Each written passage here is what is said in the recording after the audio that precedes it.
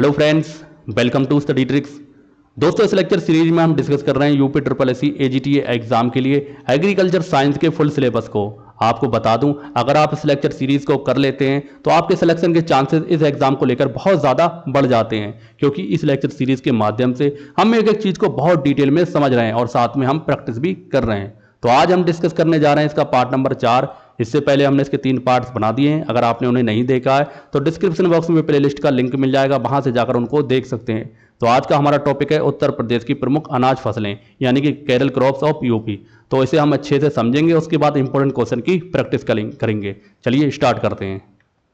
तो बात करते हैं उत्तर प्रदेश की प्रमुख अनाज फसलों के बारे में। दोस्तों, उत्तर प्रदेश भारत का एक प्रमुख कृषि प्रधान राज्य है। कहने का मकसद ये है, उत्तर प्रदेश की जलवायु और मिट्टी इस तरह की है कि यहाँ पर भरपूर मात्रा में खाद्य फसलें देखने को मिलती हैं। तो इस वजह से उत्तर प्रदेश हमारे देश के अंदर एक बहुत महत्वपूर्ण स्थान फसलों के मामले में रखता है, खाद्य फसलों के मामले। तो ये चीज़, इसके बारे में आप ध्यान रखेंगे। अनाज फसलों में यानी कि केरल क्रॉप से मुख्य रूप से गेहूँ, धान, धान यानी कि चावल, मक्का, ज्वार, बाजरा और जौ की खेती बहुत ज़्यादा होती है। तो ये चीज़ आप इसके बारे में ध्यान रखेंगे। ये फसलें राज्य की खाद्य सुरक्षा में महत्वपूर्ण भूमिका निभाती हैं, यानी कि कृषि के माध्यम से उत्तर प्रदेश की जो आर्थिक स्थिति है बहुत ज़्यादा सुधार में हुई है, यानी कि सुधारने की कोशिश की गई और उत्तर प्रदेश का बहुत ही अलग स्थान इन खाद्य फसलों की वजह से रहता है। तो कौन कौन सी वो खाद्य फसलें हैं, बात करते हैं। चलिए स्टार्ट करते हैं। तो सबसे पहले हम बात करते हैं गेहूँ। गेहूं यानी कि वीट, इसका वैज्ञानिक नाम भी दे रखा है, आपको पता है। आपके एग्जाम में वैज्ञानिक नाम से क्वेश्चन आ सकता है, तो साथ ही साथ इसको भी आप कवर करते चलेंगे। तो यानी कि टेरिटिकम एस्टिवम, तो इसका ये वैज्ञानिक नाम है, यानी साइंटिफिक नेम है, इसको भी आप ध्यान रखेंगे। तो इसके महत्व यानी गेहूं के महत्व के बारे में बात करते हैं। तो गेहूं उत्तर प्रदेश की सबसे महत्वपूर्ण रबी फसल है। आपको ये चीज़ ध्यान रखना है, ये रबी की फसल होती है। तो ये बहुत बड़ी महत्वपूर्ण फसल है रबी की। राज्य में भारत का लगभग 30% गेहूं का उत्पादन होता है, यानी कि जो उत्तर प्रदेश है, लगभग अपने देश में अगर 100% गेहूं की पैदावार होती है तो 30% कहाँ से होती है, उत्तर प्रदेश से अकेले होती है। तो ये चीज़ आप इसके बारे में ध्यान रखेंगे। ये उत्तर प्रदेश के मुख्य खाद्यान्न फसल है, यानी कि प्रमुख अगर फसलों में नाम लिया जाता है तो सबसे इंपॉर्टेंट और सबसे ऊपर किसी का नाम आता है तो किसका आता है, गेहूं का है, जिसे व्यापक रूप से उगाया जाता है। तो ये भी ध्यान रखेंगे, बड़े पैमाने पर इसको उगाया जाता है उत्तर प्रदेश के अंदर। उगाने के लिए आवश्यक परिस्थितियाँ, अब ये बहुत ही ज़्यादा इंपॉर्टेंट चीज़ हो जाती है, इससे एग्जाम में क्वेश्चन बनने के चांसेस बहुत ज़्यादा रहते हैं। तो इसके लिए जलवायु की सबसे पहले अगर हम बात करें तो समशीतोष्ण जलवायु। समशीतोष्ण यानी कि बहुत ज़्यादा गर्मी नहीं और बहुत ज़्यादा ठंड नहीं। तो इसके लिए जलवायु 10 से 25 डिग्री सेल्सियस इसके लिए टेम्परेचर होना चाहिए। ये आपसे एग्जाम में डायरेक्ट क्वेश्चन पूछ सकते हैं, तो इसको आप ध्यान रखेंगे। मृदा की बात करें, मिट्टी की, तो दोमट मिट्टी, जल निकासी वाली उपजाऊ भूमि की आवश्यकता होती है। वर्षा की बात करें तो 50 से 100 सेंटीमीटर वर्षा में इसके लिए महत्वपूर्ण होती है। तो ये भी आप इसके बारे में ध्यान रखेंगे। बुवाई का समय की अगर हम बात करें तो आपको पता ही है, रबी की फसल है और रबी की फसल कब बुआई जाती है, अक्टूबर नवंबर में। तो ये भी आप इसके बारे में ध्यान रखेंगे। कटाई के समय की बात करें तो मार्च अप्रैल में इसकी कटाई कर ली जाती है। तो ये भी आप इसके बारे में ध्यान रखेंगे। उत्पादन क्षेत्र बताएं, अगर जो यूपी के प्रमुख जिले हैं जिसमें गेहूं का उत्पादन होता है, तो मेरठ, मुरादाबाद, सहारनपुर, बरेली, लखनऊ, प्रयागराज, कानपुर, गोरखपुर आदि। तो इन जिलों में बहुत ज़्यादा गेहूं की पैदावार उत्तर प्रदेश के अंदर की जाती है। नेक्स्ट आता है हमारा धान यानी कि चावल, राइस। इसके जो साइंटिफिक नेम है ऑर्जिया सैटिवा। तो इसका नाम जो वैज्ञानिक नाम है, इसको भी आप ध्यान रखेंगे। इसकी इंपॉर्टेंस यानी कि महत्व की अगर हम बात करें धान की, तो उत्तर प्रदेश भारत का दूसरा सबसे बड़ा धान उत्पादक राज्य है। यानी अगर सबसे ज़्यादा पैदावार धान की अगर कहीं होती है भारत के अंदर, तो दूसरे स्थान पर किसका नाम आता है, उत्तर प्रदेश का। तो ये चीज़ आप इसके बारे में ध्यान रखेंगे, ये भी इससे रिलेटेड एग्जाम में क्वेश्चन पूछ लेते हैं। धान खरीफ की फसल है, मैं पिछली वीडियो में बताया भी था, पूरी डिटेल में इन चीज़ों का मैंने क्लासिफिकेशन किया था, किस तरीके से कौन सी फसल कौन से कैटेगरी में बांटी गई है। तो खरीफ की फसल के रूप में उगाया जाता है। इस राज्य के प्रमुख भोजन चावल के रूप में उपयोग किया जाता है। तो ध्यान रखेंगे इस चीज़ को। उगाने के लिए आवश्यक परिस्थितियों की अगर हम बात करें तो जलवायु कैसी होनी चाहिए, उष्णकटिबंधीय जलवायु होना चाहिए, यानी गर्मी का मौसम इसके लिए इंपॉर्टेंट होता है। 25 से 35 डिग्री सेल्सियस तापमान पर इसको उगाया जाता है। तो ये भी आप इसके बारे में ध्यान रखेंगे, इंपॉर्टेंट है, इससे रिलेटेड एग्जाम में क्वेश्चन पूछ लेते हैं। मृदा की अगर हम बात करें तो जल धारण क्षमता वाली दोमट या बलुई दोमट मिट्टी का यूज़ इसमें किया जाता है। चिकनी मिट्टी होती है तो उसका बहुत ज़्यादा इसमें यूज़ किया जाता है। वर्षा की अगर हम बात करें तो इसके लिए 100 से 150 सेंटीमीटर वर्षा की आवश्यकता होती है। आपको पता है जब जो चहौर की जाती है धान के लिए तो उस टाइम बहुत ज़्यादा गर्मी होती है और पानी में उसको चहौर की जाती है, यानी पानी की आवश्यकता काफ़ी ज़्यादा होती है। बुवाई के समय की अगर हम बात करें तो आपको पता है खरीफ की फसल है तो खरीफ की फसल जून जुलाई में इनको बोया जाता है और कटाई का समय अक्टूबर नवंबर में इनको काट लिया जाता है। तो ये सारे पॉइंट इसके बारे में आप ध्यान रखेंगे। बात करें उत्तर प्रदेश के किन जिलों में इसका उत्पादन होता है तो सबसे ज़्यादा गोरखपुर, बस्ती, वाराणसी, बलिया, आजमगढ़, कानपुर, लखीमपुर खीरी और आपका ये बहराइच, श्रावस्ती, फैजाबाद, इन जिलों में बहुत ज़्यादा इसकी पैदावार की जाती है। तो इनको आप सबको ध्यान रखेंगे। नेक्स्ट आता है हमारा मक्का यानी कि मैज़, तो इसका भी वैज्ञानिक नेम ध्यान रखेंगे, जिया मेस।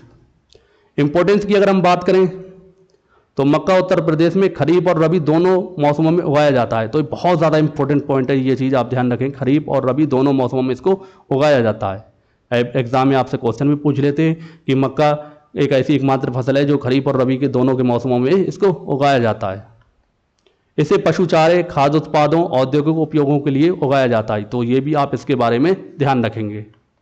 उगाने के लिए आवश्यक परिस्थितियों की अगर हम बात करें तो जलवायु इसके लिए कैसी होनी चाहिए, 21 से 30 डिग्री सेल्सियस इसके लिए तापमान होना चाहिए। तो ये चीज़ इसके बारे में आप ध्यान रखेंगे। मृदा की अगर हम बात करें तो अच्छी जल निकासी वाली दोमट मिट्टी इसके लिए आवश्यक होती है। तो ये भी आप इसके बारे में ध्यान रखेंगे।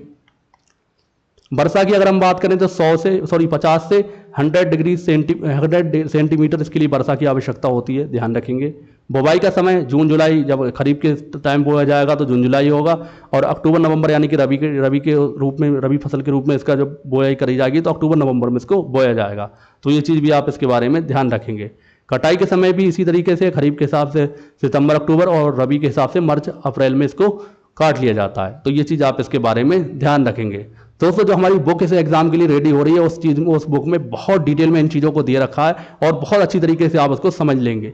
तो वो बुक जल्दी आपको मिलने वाली है। तो ये अभी आपको उसका निचोड़ देखने को मिल रहा है। इसी तरीके से आपको अगर आप बुक से पढ़ लेंगे तो भी आपको कोई दिक्कत नहीं आएगी।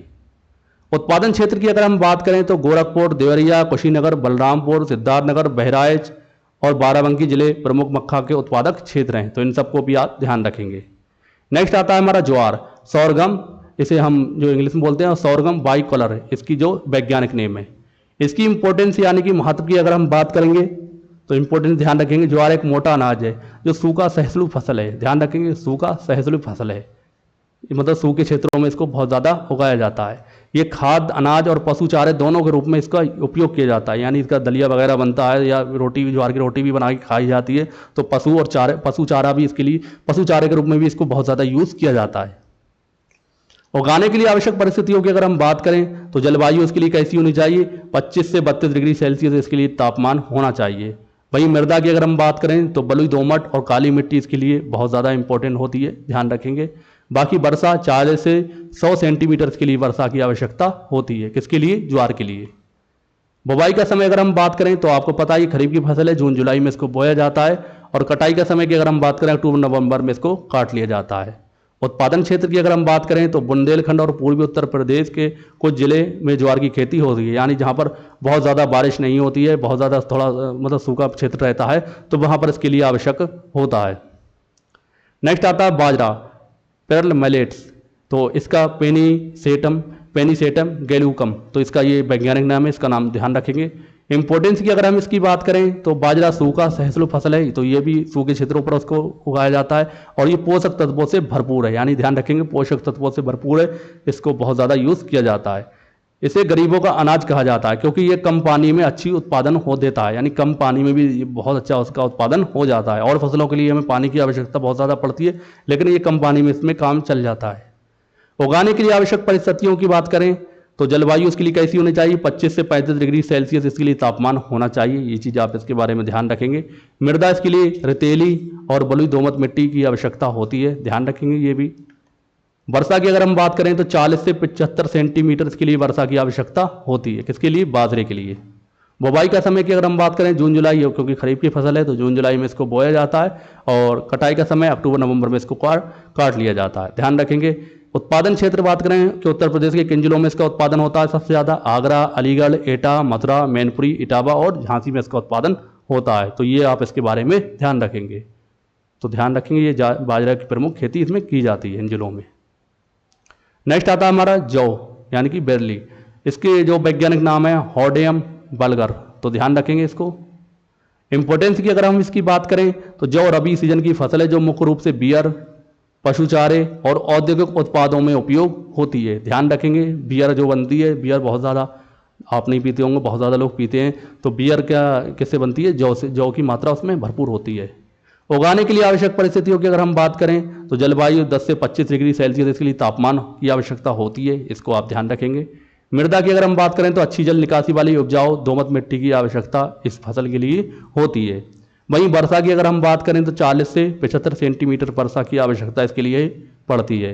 बुवाई का समय की अगर हम बात करें तो ये रबी की फसल है, तो अक्टूबर नवंबर में इसको बोया जाता है, और कटाई का समय जो कटाई मार्च अप्रैल में इसको काट लिया जाता है। तो ये भी आप इसके बारे में ध्यान रखेंगे। उत्पादन क्षेत्र की अगर हम बात करें तो मेरठ, मुरादाबाद, अलीगढ़, बुलंदशहर, आगरा, लखनऊ, बरेली, कानपुर और वाराणसी जिलों में जौ की खेती बहुत ज़्यादा की जाती है, तो इसको भी आप ध्यान रखेंगे।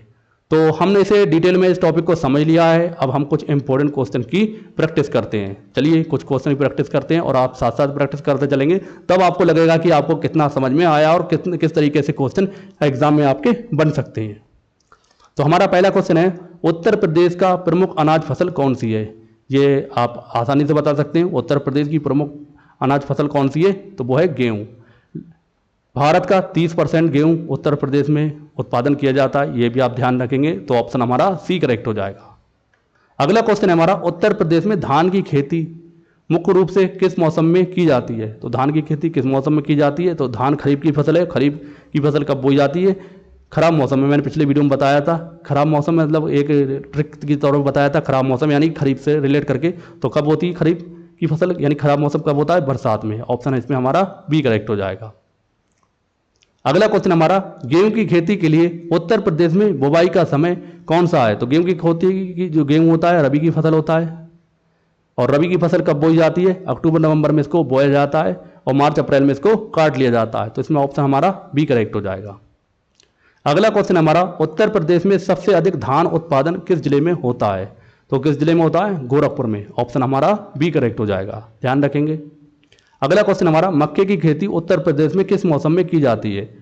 सिर्फ खरीफ में, सिर्फ रबी में, सिर्फ जायद में? तो मैंने आपको बताया था मक्के की खेती कब की जाती है, खरीफ और रबी दोनों में उत्तर प्रदेश के अंदर। तो ऑप्शन हमारा ए करेक्ट हो जाएगा।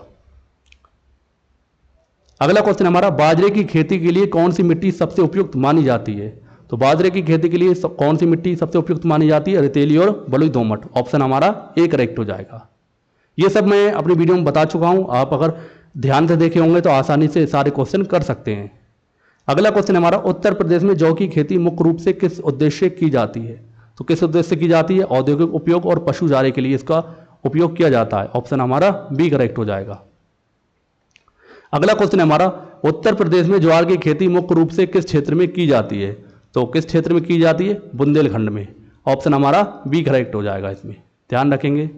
अगला क्वेश्चन हमारा, गेहूं की अच्छी उपज के लिए उत्तर प्रदेश में कितनी वर्षा की आवश्यकता होती है?